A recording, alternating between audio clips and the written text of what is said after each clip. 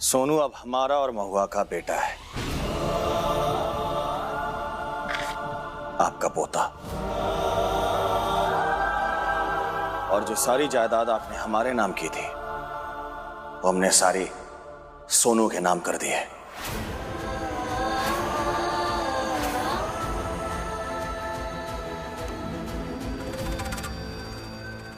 अब क्या जवाब देंगे आप यशोदा को? इसीलिए इसी घर में रहिए और आरती कीजिए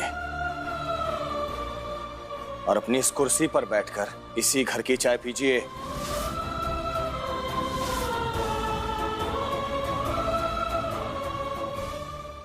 अरे अम्मा, बाबूजी, हम जानते थे कि अगर पहले से आपको बताते तो आपको कतई ये बात पसंद नहीं आती, यही लिए पहले नहीं बताया बस। हाँ अम्मा, अब कृष्णा को तो आप पहले ही पोता मान चुकी हैं, इसलिए किसी और की तरफ तो ध्यान जाएगा नहीं आपका। लेकिन अम्मा अगर इस घर में रहते हुए आप ध्यान देती ना तो आपको महसूस होता कि सोनू जब से महुआ के साथ रह रहा है ना, महुआ की तबीयत में बहुत सुधार होने लगा है।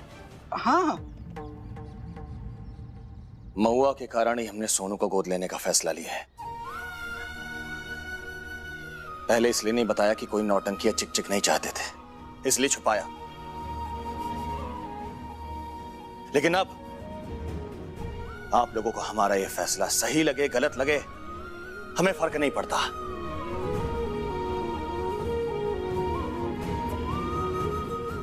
जी चाय बन गई? हाँ भैया, आओ हम निकालते हैं। चलो हम भी चाय पी लेते हैं, फिर पूजा की तैयारी करेंगे।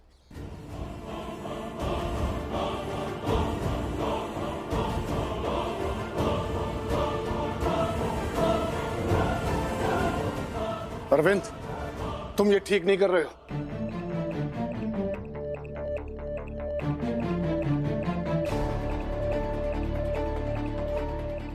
तुम्हारी जिंदगी है, अरे जिसे चाहे गोद लो, लेकिन तुम्हें ये बात हमसे छुपानी नहीं चाहिए थी। इससे तुम्हारी मंशा हमें ठीक नहीं लग रही।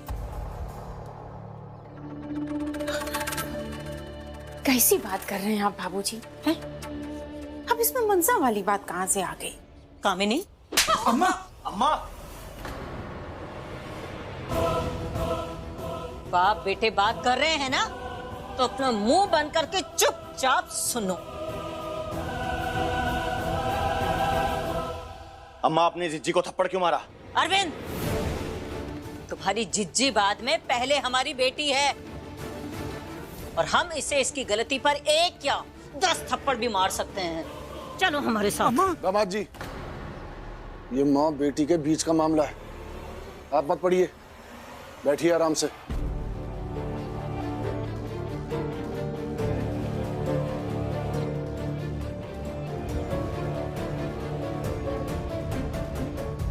पता है बाबूजी, होना क्या चाहिए था? होना ये चाहिए था कि आप ये खबर सुनकर दौड़ते हुए बाजार जाते, अपने पैसों से मिठाई खरीद कर लाते, अपने हाथों से हमें खिलाते। क्यों? क्योंकि इस घर को एक वारिस मिला है, हमें एक बेटा और आपको एक पोता।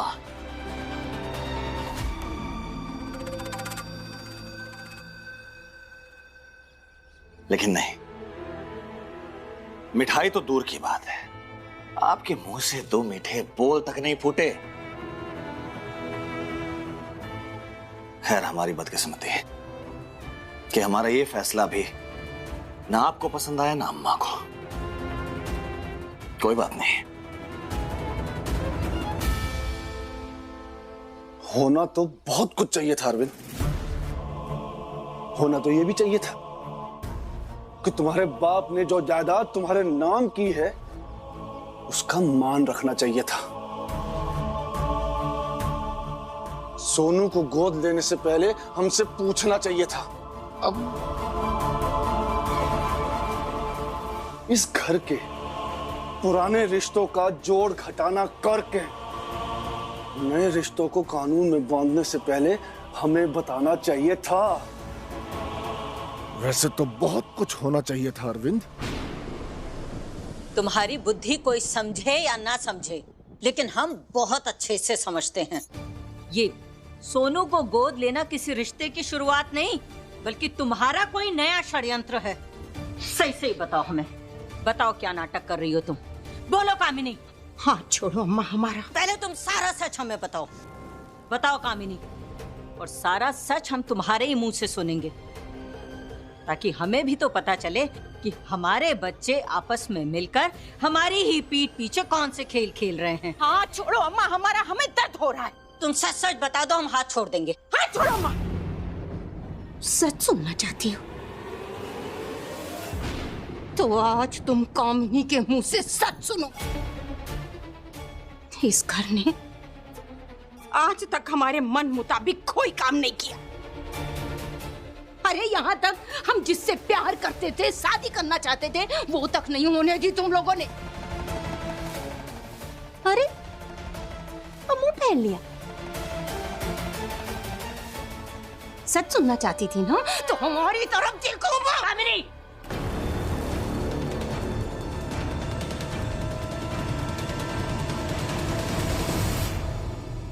अम्मा, वो क्या है ना कि हर आदमी अपनी आंख में एक ही जैसा सपना देखता है।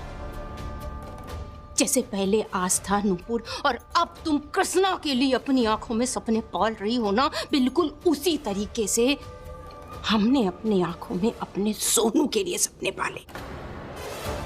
इस घर में तुमने, बाबूजी ने और तुम्हारे उस सगे बेटे अशोक ने हमारी जिंदगी, हमारा सुकून, हमारा आराम, हमारा प्यार सब कुछ लूट लिया है। लेकिन महिमा देखो भगवान जी की कि वक्त ने ना वो सारी चीजें दोबारा छीनने का हमको मौका दे दिया है माँ।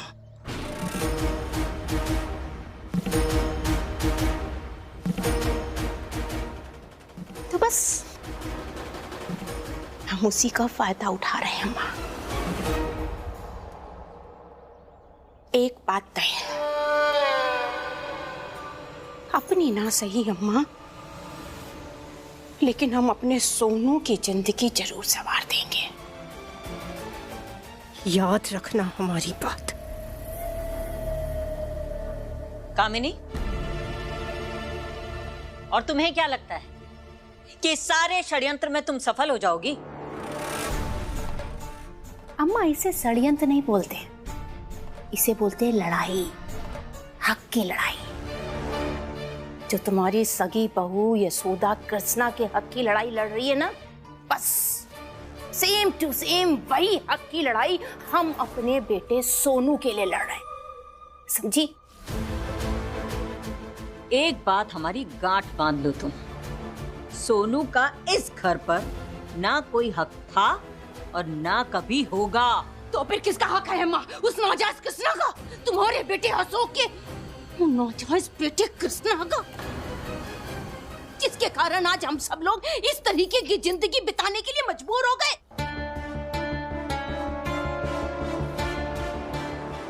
अम्मा, ये तुम्हारी मर्जी है कि तुम हमारे बेटे सोनू को इस घर का वारिस मानो वो चाहे ना मानो, लेकिन एक बात सच, हमारा सोनू उस कृष्णा की तरह नाजायज नहीं है। चलो मान लेते हैं, तुम्हारा दिल रखने के लिए मान लेते हैं कामिनी की कृष्णा नाजायज है, लेकिन फिर भी यशोदा की लड़ाई की नीयत साफ है और वो सामने से लड़ रही है। तुम्हारी तरह बुरी नीयत लेकर पीठ पीछे कोई साजिश नहीं कर रही है। और एक बात याद रखना कि बुरी नीयत और साजिशों के साथ आज तक किसी ने कोई लड़ाई नहीं जीती है कामिनी।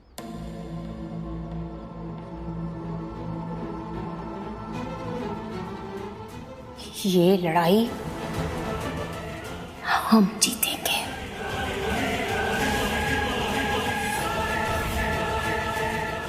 हम भी यही हैं और तुम भी यही हो, और अब सब मिलकर देखेंगे कि यशोदा की लड़ाई का क्या परिणाम होता है और तुम्हारी लड़ाई का क्या हश्र होता है कामिनी।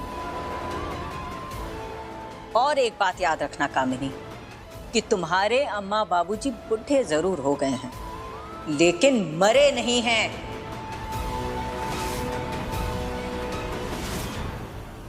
और हम तब तक नहीं मरेंगे जब तक यशोदा का हिस्सा जो हमने गलती से तुम्हारे नाम कर दिया था उसे वापस नहीं दे देते। तुम चिंता मत करो अरविंद, खेल तो अब शुरू हुआ है। बाबूजी,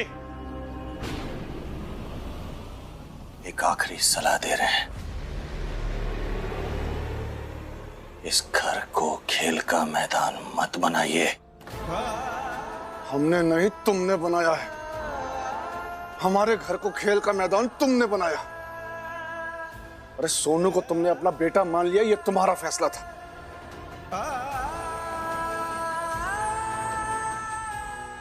इन रिश्तों की लड़ाई में तुम्हें भी मानना होगा कि ये घर यशोदा का है।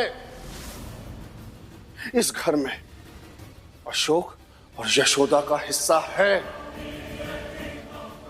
ये बात तुम राजी खुशी मान लो तो ठीक, नहीं तो तुम्हें कोर्ट में मानना पड़ेगा। लेकिन मानना तो तुम्हें पड़ेगा ही।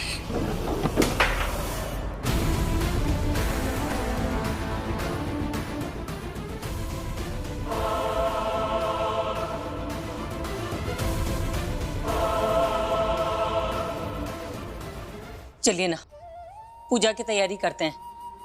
आरती का मुहूर्त होने वाला है। चलिए चलिए अशोक के बाबूजी।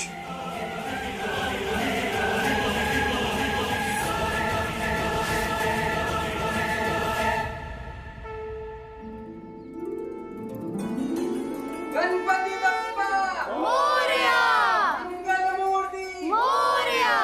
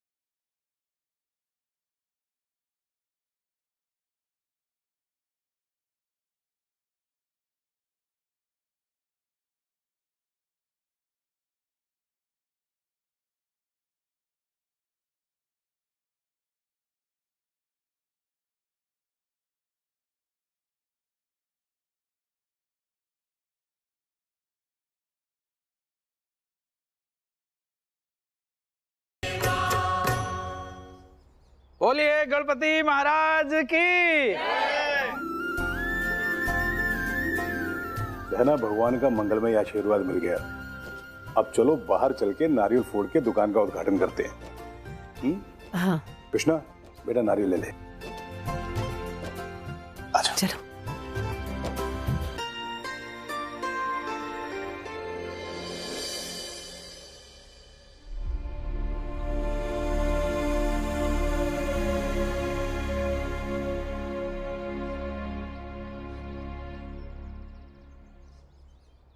अम्मा, बाबूजी, अगर आप लोगों को लगता है कि सोनू को गोद लेकर हमने सही फैसला किया है। तो चलिए सब साथ में खाना खाने चलते हैं। इस खुशी को साथ में सेलिब्रेट करते हैं। अम्मा, हमें थप्पड़ मारकर तुम्हारा गुस्सा तो शांत हो ही गया होगा, हमारे कलेजे में भी ठंडक पड़ गई होगी।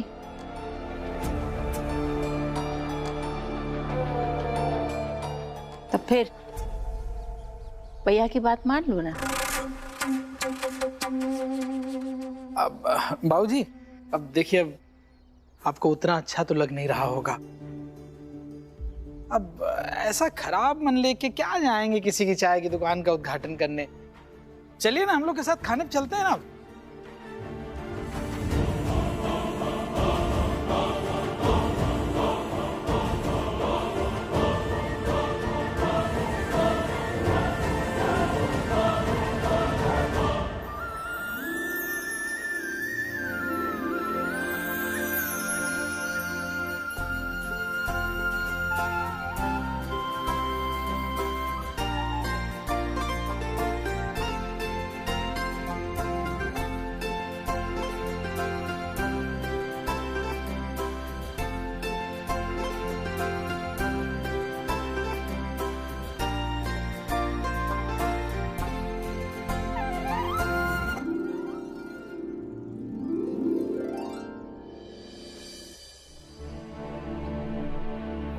दादाजी और दादी नहीं आएंगे मम्मी। मुझे लगता है मम्मी उन्हें चाचू और बुआ ने रोक लिया होगा, तो वो वीक पड़ गए होंगे। ऐसे कैसे रोक लेंगे? मैडम जी के सास ससुर है वो, ऐसे तो वीक नहीं पड़ जाएंगे ना। मुझे लग रहा है कि हमारे यहाँ आने के बाद वहाँ बात बढ़ गई होगी। मैं तब भी कह रही थी उनसे कि बस आशीर्वाद दे दीजिए। मैडम जी, आपने जो वहाँ कहा वो आपका बड़प्पन था, लेकिन उनका ना आना उनका छोटापन है। ऐसे नहीं बोलते हैं कृष्णा। फिर कैसे बोलूं मैडम जी? अगर वो मुझे पसंद नहीं करते हैं तो मुझे सुनाएं, मुझसे दुश्मनी दिखाएं, लेकिन आपके लिए तो आज आना चाहिए था ना उन्हें। आपने उनके घर पे जाकर उन्हें बुलाया है। वैसे तो आपको धक्के मारकर बाहर निकाल सकते हैं, तो अपने बेटे को एक थप्पड़ मारकर यहाँ नहीं आ सकते वो। अब दुकान का उद्घाटन कीजिए, नारियल फोड़िए, चलिए। गलती उनकी नहीं है, मेरी ये किस्मत खराब है। जिसका इंतजार करती हूँ वो आता ही नहीं है। मम्मी, मुझे लगता है कि दादा दादी अब हमसे प्यार नहीं करते। अब फोड़िए नारियल।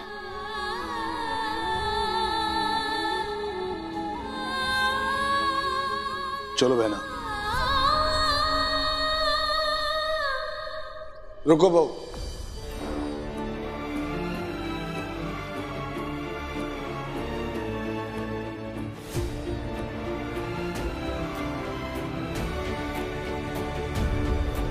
अम्मा, बाबूजी। अरविंद, तुमने तो फैसला कर लिया कि तुम्हें किसके साथ रहना है। अब हमें भी तो इतना हक है कि हम ये तय कर सकें कि हमें क्या करना है। और अभी हमारा यशोदा के साथ रहना ज्यादा जरूरी है, क्योंकि यहाँ तुम सब ने मिलकर हमारा विश्वास तोड़ा है। वहाँ यशोदा चाय की दुकान में नई उम्मीदों को जोड़ रही है। अब आपको जो समझना है समझ लीजिए। हमें तो जो समझना है वो समझ लेंगे बेटा, लेकिन तुम्हें जो समझा रहे हैं वो समझो। इस घर में दो पक्ष अपनी अपनी लड़ाई लड़ रहे हैं। एक लड़ाई तुम सब मिलकर लड़ रहे हो और दूसरी लड़ाई हम पति पत्नी मिलकर लड़ रहे हैं। अब जितना दम लगाकर लड़ सकते हो लड़ो, पर याद रहे यशोदा फिलहाल इस घर में नहीं है, लेकिन इस घर में लगी आग की लपटन उस तक ना पहुंचे। और खबरदार कामिनी, जो ये खबर किसी ने भी उस तक पहुंचाई तो। और अरविंद, हम तुमसे वादा करते हैं, यशोदा के इस घर में आने से पहले या वो हमसे अपना हक मांगे उससे पहले तुम लोगों की जो घोटालेबाजी चल रही है ना, उसे हम ठीक कर देंगे। उसके बाद चलेंगे हम तुम सबके साथ खाना खाने। चलिए यशोदा के घर चलते हैं।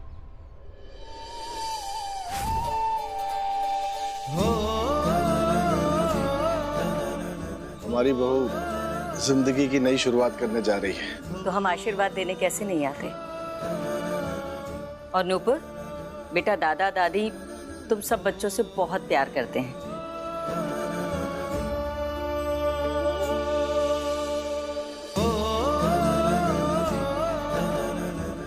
हम तो आ ही रहे थे, बस वो जानता हूँ बड़े माल, क्या आप बस मुझसे ही चिढ़ते हैं। आपको मुझसे नफरत है और ये बात आप कब तक कहते रहेंगे, कितनी बार कहेंगे? और हर बार ये बात कहते हुए आपको मुझे देखना जरूरी है क्या? कृष्णा, सॉरी, आप दुकान का उद्घाटन करने आए थे ना? लीजिए, नारियल फोड़िए, कीजिए। बिल्कुल सही कह रहा है कृष्णा, आप उद्घाटन कीजिए। लीजिए बाबूजी।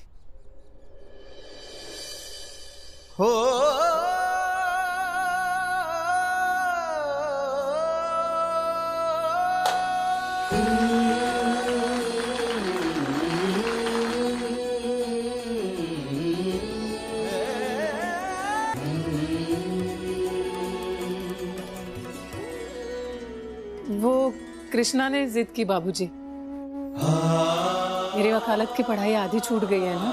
कह रहा था कि आप एक नई शुरुआत कर रही है, उसी के साथ साथ दोबारा पढ़ाई भी शुरू कर दीजिए और पूरी कर दीजिए पढ़ाई।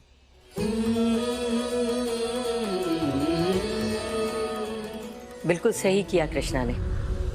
बहन आप जल्दी से चाय बनाओ, हम सारे मिलकर आज चाय बांटेंगे। आज दुकान का उद्घाटन हुआ है, इसलिए चाय आधे दाम में बेची जाएगी। अरे बहना, एक पंथ दो काज, दुकान का प्रचार भी हो जाएगा और आमदनी भी जमकर होगी। चलो बनाओ चाय। हाँ।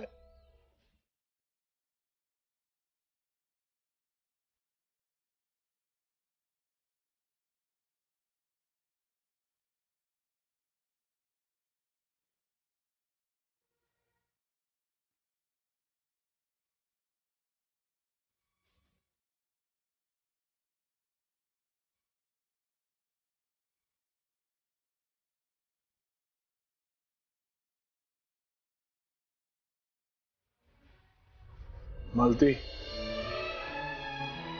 जब आदमी की उम्र हो जाती है ना, तो बच्चे उन्हें अपने हिसाब से चलाने लगते हैं। जब अशोक हमसे बहस करता था ना, तो हमें लगता था कि वो हमसे बदतमीजी कर रहा है, लेकिन अब ऐसा लगता है कि किसी का भी बेटा अशोक की तरह बहस कर ले, लेकिन अरविंद की तरह विश्वासघात ना करे। नहीं जाना मैं बाहर, सारा मूड खराब हो गया। भगवान हमारे बाप जैसा बाप किसी को ना दे। बुढ़ाऊ को अपने बेटे की खुशी से ज्यादा उसे यशोदा की नौटंकियां पसंद है।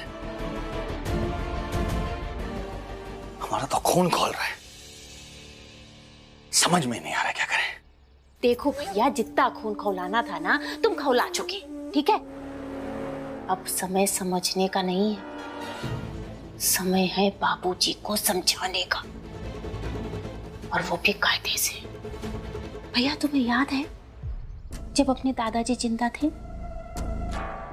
तब अपने यही बाबूजी अपने बाबूजी से बार बार कहा करते थे कि अगर बाबूजी आपने हमारी बात नहीं मानी ना, तो हमें आपका बाप बनना पड़ेगा। तो बस भैया, वही समय पलट कर वापस आया। समय है आपके बाप बनने का, आपके बाप बनने का, समझे?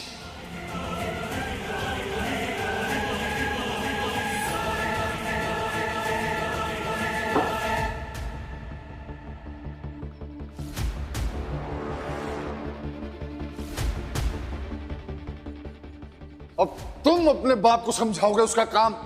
पहाड़ में जाओ तुम और तुम्हारी सोच। अभी हम इतने भी बुढ़े नहीं हुए हैं कि तुम्हारा हुक्म मानेंगे।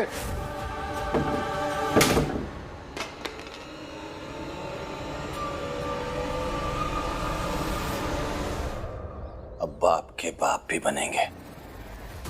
लड़ना है ना उन्हें, तो अब रिश्तों का युद्ध भी होगा और कानून की कुश्ती भी।